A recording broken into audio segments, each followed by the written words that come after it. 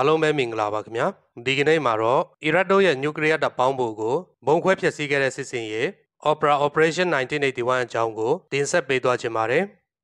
အချိန်ကတော့1982ခုနှစ်ဇွန်လ9ရက်နေ့တနင်္ဂနွေနေ့ညနေ3:55မိနစ်မှာအဇီယွန်လေတပ်စခန်းကနေတိုက်လေယာဉ်တွေတစင်းပြီးတစင်းကောင်းကင်ဘက်ကိုပြန်တက်လာကြပါတယ်ဒီတိုက်လေယာဉ်တွေကအမေရိကန်စီကနေအစ္စရေးတို့မှာယူထားတဲ့အသစ်ဆက်ဆက်တိုက်လေယာဉ်တွေပါဒီအချိန်တုန်းကနောက်ဆုံးပေါ်ခက်အမီဆုံးလေယာဉ်တွေဖြစ်တဲ့ F-16 တိုက်လေယာဉ်တွေပဲဖြစ်ပါတယ်ဒီလေယာဉ်တွေကိုအစ္စရေးတို့ရဲ့မူအတိုင်းသူတို့နိုင်ငံရဲ့လိုအပ်ချက်နဲ့ကိုက်ညီအောင်ပြန်ပြီး modify လုပ်ထားတာလည်းဖြစ်ပါတယ်ငကိုကလေးကပြိုင်ဘက်ကင်းဖြစ်တဲ့ကမ္ဘာထိပ်တန်းဒီတိုက်လေယာဉ်တွေကိုအစ္စရေးကသူ့ရဲ့နည်းပညာနဲ့ထပ်ပြီး modify လုပ်ထားတာဖြစ်တော့မြင်းကိုကြိုတက်ပေးလိုက်တယ်လို့အစွမ်းထက်မှအသေးချာပဲဖြစ်ပါတယ်ဒီအဇီယွန်လေတပ်စခန်းကနေပြန်တက်လာတဲ့လေယာဉ်စုစုပေါင်းက14စင်းတည်ပါဒီအထက်မှာ F-16 က8စင်းနဲ့ F-15 လင်းယုံကြားဖြတ်တိုက်လေယာဉ်က6စင်းပဲဖြစ်ပါတယ်ဒီ F-16 တိုက်လေယာဉ်တွေကတောင်ပန်တစ်ဖက်တစ်ချက်စီမှာတတလောက်လေးတဲ့ Mark 84ဘုံတစ်လုံးစီကိုချိတ်ဆွဲထားကြပါတယ်တကယ်တော့ F-16 တိုက်လေယာဉ်တွေကဘုံကျဲလေယာဉ်စစ်တွေတော့မဟုတ်ပါဘူးဒါပေမဲ့ဒီလေယာဉ်တွေကခရီးရှည်ကိုပြန်တန်းနိုင်တော့ဒီစစ်စင်ရေးအတွက်အသင့်တော်ဆုံးလေယာဉ်ပါပ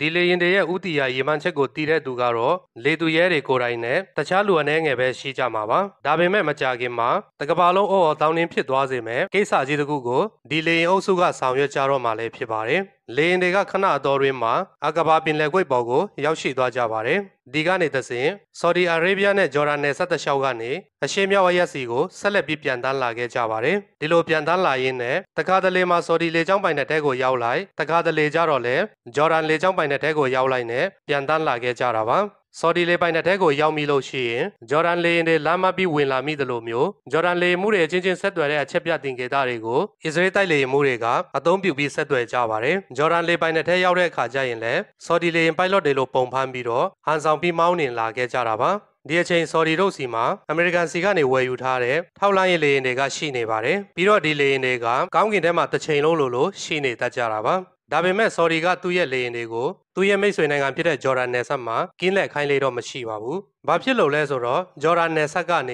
သူ့နိုင်ငံကိုအန္တရာယ်ပြုလာစရာအကြောင်းမရှိလို့လည်းဖြစ်ပါတယ်။ဒါကြောင့်အစ္စရေးတို့ကတမင်တကာပဲဂျော်ဒန်နယ်စပ်ကိုရွေးပြီးပြန်တန်းလာခဲ့ကြတာဖြစ်ပါတယ်။ဒီလိုနဲ့ခရီးလမ်းတစ်ဝက်ဖြစ်တဲ့ဆော်ဒီတဲကန်နာယာတဲ့ရောက်တဲ့အခါမှာစီကုံသွားပြီဖြစ်တဲ့သူတို့ရဲ့လေယာဉ်ပိုစီတိုင်ကြီးတွေကိုဒီနေရာမှာဖြုတ်ချထားခဲ့ကြပါတယ်။ပြီးတော့တိုက်လေယာဉ်တွေကအီရတ်နိုင်ငံတဲကိုရောက်လာတဲ့အခါမှာအုပ်စုနှစ်စုခွဲလိုက်ကြပါတယ် F-15 လေယာဉ်၄စီးကဂျန်နေရစ်ခဲ့ပါတယ်ဂျန်လေယာဉ်တွေကအီရတ်နိုင်ငံအလဲပိုင်းဘက်ဒက်မြို့စီကိုဥတီပြီးပြန်တန်းလာကြပါတယ်ဒီလိုပြန်တန်းတဲ့နေရာမှာအီရတ်တို့ရဲ့ရေဒါကိုရှောင်ကွင်းနိုင်ဖို့အတွက်တန်းနိုင်တဲ့လောက်ခက်နှိမ့်နှိမ့်နဲ့ပဲပြန်တန်းလာခဲ့ကြတာပါနေကိုနောက်ခံထားပြီးပြန်တန်းလာကြတာဖြစ်တော့နေရောင်ကြောင့်ဒီတိုက်လေယာဉ်တွေကိုတော်ယုံတာယုံကတတိမပြုမိကြပါဘူးပြီးတော့ဒီအချိန်ဟာအီရန်နဲ့အီရတ်စစ်ဖြစ်နေတဲ့အချိန်လည်းဖြစ်တော့အီရတ်လေတပ်ကအထိနာနေသေးတဲ့အချိန်လည်းဖြစ်တော့အစ္စရေးတိုက်လေယာဉ်တွေအတွက်ပိုပြီးလွယ်ကူသွားခဲ့ပါတယ်ဒီလိုနဲ့ဒေတာစံတော်ချိန်ညနေ6:35မိနစ်မှာအစ္စရေးတိုက်လေယာဉ်တွေက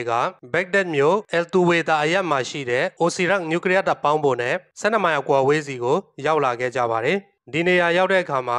လေယာဉ်တွေကိုပေ6000အမြင့်ကိုရုတ်တရက်ဆွဲတင်လိုက်ကြပါတယ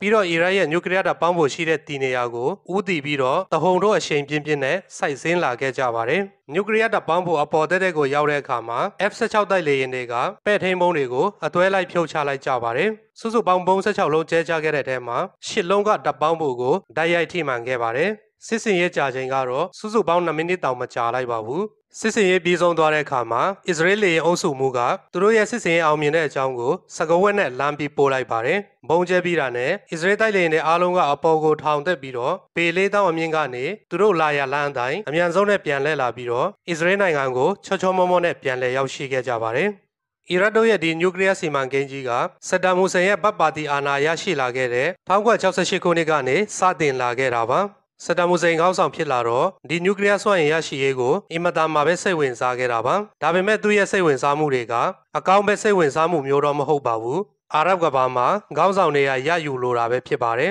ဒီလိုခေါင်းဆောင်တွေကရဖို့အတွက်လည်းသူ့မှာတုတ်ကြီးကြီးရှိဖို့ကလိုအပ်နေတာလည်းဖြစ်ပါတယ်1990နောက်ပိုင်းနှစ်တွေမှာအီရတ်ကနျူကလ িয়ার ပိုင်ဆိုင်ရေးစီမံကိန်းကိုဒီဇိုင်းမမတ်နဲ့လှုပ်လာခဲ့ပါတယ် 1996 ခုနှစ်မှာဒေါ်လာတန်း300တန်တပ်ပေါင်းဗိုလ်ကြီးတစ်ခုကိုစောက်လုပ်ပေးဖို့အတွက်ပြင်သစ်နိုင်ငံနဲ့သဘောတူညီချက်ကိုရရှိခဲ့ပါတယ်။ဒီသဘောတူညီချက်အရပြင်သစ်ကအီရတ်နိုင်ငံအတွက်မဂါဝတ်90ထွက်ရှိမဲ့လိုက်ဝါတာနည်းပညာသုံးတပ်ပေါင်းဗိုလ်တစ်ခုကိုစောက်လုပ်ပေးပြီးတော့တန်းစင်ပြီးသားပရိုတိုနီယမ်82ရမ်ကိုထောက်ပံ့ပေးရမှာပဲဖြစ်ပါတယ်။1996ခုနှစ်မှာအီရတ်နိုင်ငံဘက်ဒက်နဲ့10မိုင်အကွာမှာရှိတဲ့ El Tuwaida အရပ်မှာဒီတပ်ပေါင်းဗိုလ်ကြီးတည်ဆောက်ရေးလုပ်ငန်းတွေကိုစတင်လာခဲ့ကြတာပါ။အီရတ်ရဲ့နျူကလ িয়ার ပိုင်ဆိုင်ရေးကြိုးပမ်းမှုကိုအစ္စရေးတို့ကတော့ဒီချိန်ကတည်းကမျက်လုံးတောက်ထောက်နဲ့ကြည်နေခဲ့တာပါ။အီရတ်ရဲ့နျူကလ িয়ার စက်ရုံစီမံကိန်းကလက်နက်ထုတ်လုပ်ဖို့အတွက်မဟုတ်ဘဲနဲ့ငြိမ်းချမ်းရေးကိစ္စတွေအတွက်ပဲရည်ရွယ်တာဖြစ်တဲ့အကြောင်းကိုပြင်သစ်နဲ့အီရတ်နိုင်ငံကထပ်တလဲလဲပြောကြားထားပေမဲ့အစ္စရေးတို့ကတော့တစ်ချက်ကလေးမှမယုံကြည်ခဲ့ပါဘူး။သူတို့မယုံတာကလည်းအပြစ်သွားပြောလို့တော့မရပါဘူး။ဆဒမ်ဟူစိန်ကသူ့ရဲ့အာရအပေါင်းအသင်းတွေရှေ့မှာသူတို့နျူကလ িয়ার ပိုင်ဆိုင်တဲ့နေ့ကအစ္စရေးနိုင်ငံရဲ့နောက်ဆုံးနေ့ဖြစ်စေရမယ်ဆိုပြီးတော့ကြွေးကြော်ထားခဲ့လို့လည်းဖြစ်ပါတယ်။အစ္စရေးကပြင်သစ်အစိုးရကိုချင်းကပ်ပြီးတော့အီရတ်နဲ့နျူကလ িয়ার သဘောတူညီချက်တွေကိုဖျက်သိမ်းပေးဖို့အတွက်တန်တမန်နီလန်းနေတဲ့ဆွမ်းကုန်စ조사ခဲ့ပါတယ်။ဒါပေမဲ့အရာမထင်ခဲ့ပါဘူး။ဒါကြောင့်တခြားနီလန်းတွေကိုသုံးစွဲလာခဲ့ပါတယ်။အစ္စရေးအနေနဲ့အီရတ်တို့နျူကလ িয়ার လက်နက်မပိုင်ဆိုင်နိုင်ဖို့အတွက်မဖြစ်ဖြစ်တဲ့အနည်းနဲ့တားဆီးရမှာပါ။ဒါဟာသူတို့အတွက်ဒေးရရှင်ရေးကိစ္စတစ်ခုလည်းဖြစ်ပါတယ်။1996ခုနှစ်ဧပြီလမှာအီရတ်ကိုပို့ပေးမဲ့နျူကလ িয়ার တပ်ပေါင်းဖို့ပစ္စည်းတွေပြင်သစ်စိတ်ကမ်းမှာပဲတင်ဖို့အတွက်စောင့်နေတဲ့ချိန်မှာဘုံခွဲခံလိုက်ရပါတယ်။ပြီးတော့1980ခုနှစ်ဇွန်လမှာအီရတ်ကနျူကလ িয়ার တပ်ပေါင်းဖို့စီမံကိန်းရဲ့ညွှန်ကြားရေးမှူးဖြစ်တဲ့အီဂျစ်သိပ္ပံပညာရှင်အယ်မာရှက်လည်းလောက်ကျန်တပ်ဖြတ်ခံလိုက်ရပါတယ်။ကျန်လူတွေကလည်းချင်းချောက်စာပို့တာတွေကိုခံခဲ့ကြရတာပါ။အီရတ်နျူကလ িয়ার စီမံကိန်းမှာပါဝင်ကြတဲ့ကန်ထရိုက်တာကုမ္ပဏီတွေမှာဘုံကွဲမှုတွေလည်းဖြစ်ခဲ့ပါတယ်။ဒီလောက်ထိဖြစ်နေပေမဲ့လက်သက်တရားခံကိုတော့ရှာမရခဲ့ကြပါဘူး။ဒီကြားထဲမှာပဲအီရတ်ရဲ့နျူကလ িয়ার တပ်ပေါင်းဖို့စီမံကိန်းကတဖြည်းဖြည်းနဲ့ရုပ်လုံးပေါ်လာခဲ့ပါတယ်။အီရတ်တို့အနေနဲ့နောက်တစ်နှစ်အတွင်းမှာနျူကလ িয়ার ဘုံကိုထုတ်လုပ်နိုင်တော့မယ်လို့အစ္စရေးဝန်ကြီးချုပ်မီနာချမ်ဘီဂင်ကအခိုင်အမာယုံကြည်ခဲ့ပါတယ်။ထောက်လိုင်းရေးသတင်းတွေအရလည်း1982ခုနှစ်နွေရာသီဟာအစ္စရေးတို့အတွက်နောက်ဆုံးအခွင့်အရေးဖြစ်တဲ့အကြောင်းကိုသိလာရပါတယ်။ဒါကြောင့်အချိန်မနောက်ကျခင်မှာအီရတ်နျူကလ িয়ার တပ်ပေါင်းဖို့ကိုဖျက်ဆီးပစ်ဖို့ဆုံးဖြတ်ချက်ချလိုက်ကြတာပါဒီအချိန်အီရတ်ကအီရန်နဲ့စစ်ပွဲစတင်နေပြီလည်းဖြစ်ပါတယ်အီရန်စစ်ပွဲကာလအတွင်းဖြစ်တဲ့1980ခုနှစ်စက်တင်ဘာလ30ရက်နေ့မှာအီရန်ကအီရတ်တို့ရဲ့စောက်လက်စတီနျူကလ িয়ার စက်ရုံကိုလာပြီးပုံကျဲခဲ့ပူပါတယ်ဒါပေမဲ့အီရန်တို့ရဲ့ဒီပုံကျဲမှုကကြီးကြီးမားမားမပျက်စီးစေခဲ့ပါဘူးဒါပေမဲ့ဒီလိုပုံကျဲတိုက်ခိုက်ဖို့အတွက်အီရန်တို့တပ်ပုံရယူထားတဲ့အီရန်ရဲ့နျူကလ িয়ার တပ်ပေါင်းဖို့တည်နေရအကွက်ချပုံစံlayout plan အသေးစိတ်ကိုအစ္စရေးတို့ကအီရန်နဲ့အပေးယူလုပ်ပြီးရရှိနိုင်ခဲ့ပါတယ်။အစ္စရေးတို့ဆင်နွှဲမဲ့တပ်ပေါင်းဖို့ပုံကျဲစစ်စင်ရေးအတွင်းမှာလိုအပ်လို့ရှိရင်အစ္စရေးလေယာဉ်တွေကသူ့ရဲ့နယ်မြေထဲမှာအရေးပေါ်ဆင်းသက်ခွင့်ပါအီရန်တို့ကခွင့်ပြုပေးခဲ့တာပါ။ခိုမေနီကအစ္စရေးတို့အပေါ်မှာဒီလောက်သဘောကောင်းနေရတာကလည်းတကယ်လို့အီရတ်ကနျူကလ িয়ার လက်နက်ပိုင်ဆိုင်သွားခဲ့ရင်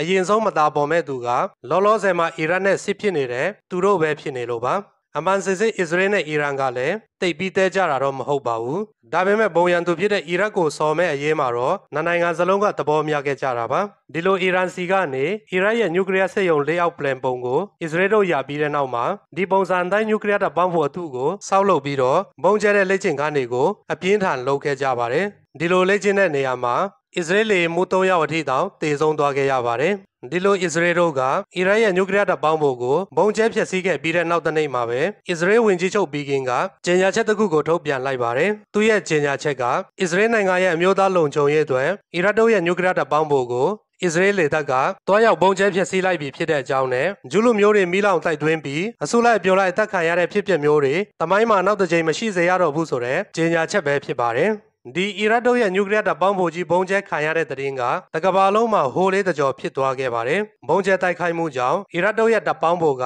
လုံးဝကိုပျက်စီးသွားခဲ့တာပါ။ပြီးတော့အီရတ်စစ်သား10ယောက်နဲ့ပြင်သစ်အရက်သားအင်ဂျင်နီယာ1ယောက်လည်းတေဆုံးသွားခဲ့ပါတယ်။အစ္စရေးကတော့လူသူအထိကအနည်းဆုံးဖြစ်အောင်အလုပ်ပေးရဲ့တနင်္ဂနွေနေ့ညနေပိုင်းကိုရွေးချယ်ခဲ့တာဖြစ်တယ်လို့ပြောဆိုထားခဲ့ပါတယ်။ဒီတပ်ပေါင်းဖို့တိုက်ခိုက်ခံရတဲ့အတွက်တာဝန်ပေါ်ရောမှုနဲ့လေကြောင်းရန်ကာကွယ်ရေးတပ်ကအရာရှိတော်တော်များများလည်းစက်တာမူစင်ရဲ့အမျက်ဒေါသအောင်မှာတေရန်ပေးကွက်မြတ်တာကိုခံလိုက်ကြရပါတယ်။ဒီတိုက်ခိုက်မှုအတွက်အစ္စရေးနိုင်ငံကိုတကမ္ဘာလုံးကလည်းဝိုင်းဝန်းရှုံချကြပါတယ်။အမေရိကန်နဲ့ဆိုဗီယက်တို့ကလည်းဒီလောက်ရက်ကိုရှုံချခဲ့ကြတာပါ။အာရပ်နိုင်ငံတွေကတော့ပြောစရာကိုမလိုတာပါ။အစ္စရေးနိုင်ငံကိုအမဲဝိုင်းဖြတ်ကြတော့မလို့ပြောဆိုလာခဲ့ကြပါတယ်။ဒါပေမဲ့ဘယ်အာရပ်နိုင်ငံကမှအစ္စရေးကိုစီးရဲနဲ့လက်တုံ့ပြန်ဖို့အတွက်မစင်းစားခဲ့ကြပါဘူး။တကယ်တော့အီရတ်တို့ရဲ့ဒီနျူကလ িয়ার တပ်ပေါင်းဖို့ဖျက်ဆီးခံလိုက်ရတာကတခြားအာရပ်တွေရဲ့စိတ်ထဲမှာလည်းကြိတ်ပြီးဝမ်းသာနေကြတာပါ။ဆဒမ်ဟူစိန်ရဲ့လက်ထဲမှာနျူကလ িয়ার ပုံးတာပိုင်ဆိုင်လို့ရှိရင်တခြားအာရပ်နိုင်ငံတွေအတွက်လည်းနောက်ကျောကလုံမှာမဟုတ်တော့ပါဘူး။ ပြီးတော့ Israel တို့ရဲ့ဒီလုပ်ရပ်ကို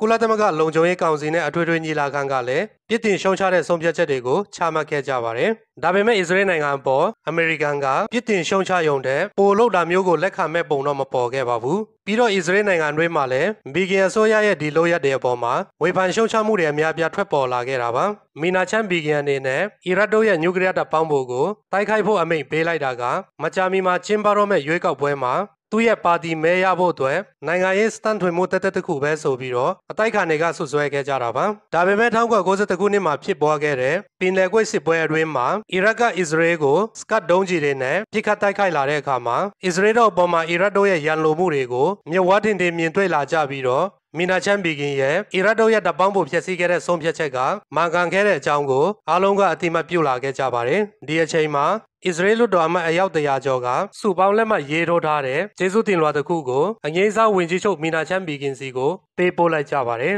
ဟုတ်ကဲ့ပါအဆုံးထိနားထောင်ပေးကြတဲ့အတွက်အားလုံးကိုကျေးဇူးတင်ပါတယ်